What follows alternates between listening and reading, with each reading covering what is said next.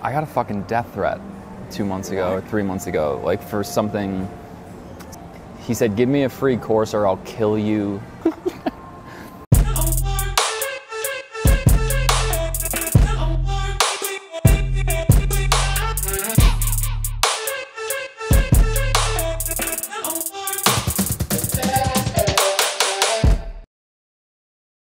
I don't know. I just looked up once and for a second I saw you were doing like this machine, like with the weight. Yeah. And she was like next to you and I just saw her like look at you and like giggle or something. Yeah, she was yelling at me for dropping the weight on the ground, the rubber weight on the tile ground. Really? Yeah.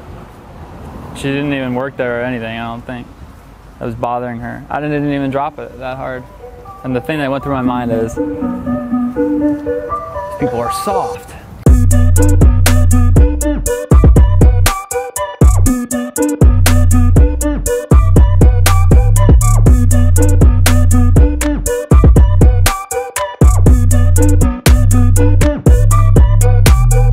You never like to see that you're becoming polluted by the industry or the job or whatever. So I set this sort of intention that like I'm not going to be the one to exit anymore, and I almost hope it gets like awkward. I almost want it to be like awkward for people that I'm just not going to leave the conversation. So if you want to keep asking questions, we're going to stay here. But the cool thing about it is if people want to actually ask real questions, I think every conversation goes really fucking deep under that frame. And the twist that I was putting on it, that I was telling you about it in Spain, is just like, it's the difference between feeling obligated to answer questions and becoming genuinely curious how someone is arriving at a certain point of view, a certain argument, how they're seeing a certain concept. And I don't know where I ever lost touch with this because I had no reason to. A lot of the biggest opportunities that I've ever had came from listening and networking with viewers when I didn't have any expectation for what was going to come from it. I was telling Nate the other day, actually, the story about what happened with the creation of the night vision expansion pack. Basically, when I put out PO Unlocked, which was probably sometime in 2016, I put it out with an unlimited Q&A as sort of just a perk on top of it. I did private Skype groups for the members, which was really cool, and people seemed to really like that. And then with that, I did unlimited Q&A, knowing that some people will use the Q&A and some people won't. Meaning you can hit me up with any question on the pack and I'll go into it with you. And so, as expected, I think at launch we did like maybe 50 members bought that pack at launch, and most people never even asked a single question privately. Some people will ask a few questions. I had this one guy who had hit me up before he even bought the pack.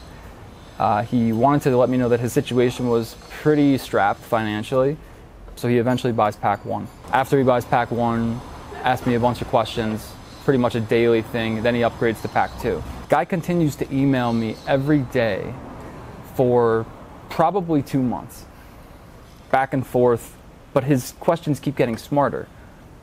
He's using the program to generate better and better independent methodology, and then he's asking me certain things that are going pretty deep, like even pressing the limits of what I knew about how to use PO at the time. And so it reached a point where I was actually starting to learn a lot from this guy. The relationship became pretty mutually beneficial. And I don't know if he sensed this. I don't know if he knew that a lot of what he was doing was almost penetrating into new territory. But long story short, this guy ended up becoming the lead engineer on the night vision pack, the next pack that we put out, which ended up being a $250,000 pack in revenue. So just by having an open policy for Q&A, I sort of fell into a situation where I was able to train someone without even knowing to become the lead engineer on a pack that ended up being like what is now one of our flagship packs.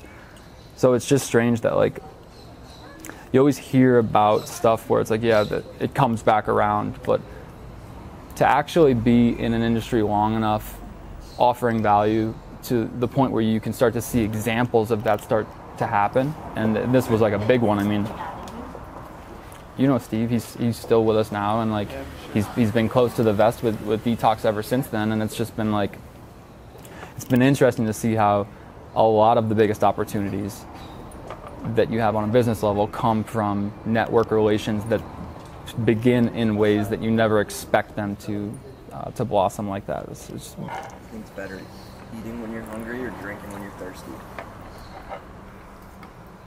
that's a good question. That is a good question. Yeah.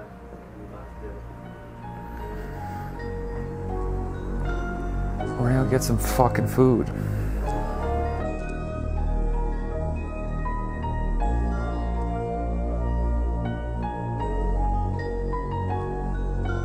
Coco, stop it.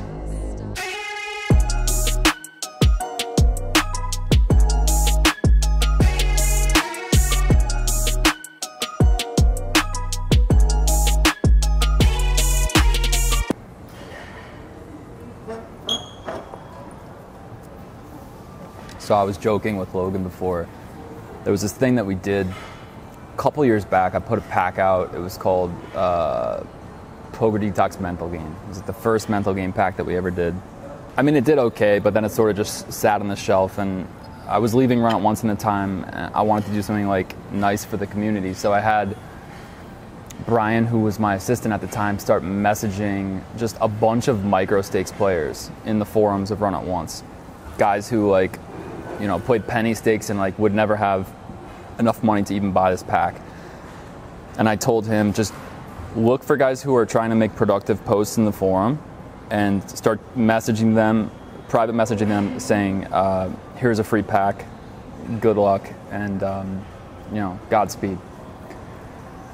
So he does this for like 6 weeks. I think we gave away like 40 or 50 of these packs. And you know, nothing really comes of it. I didn't really expect anything of it. It was just sort of like a thing that we did underground.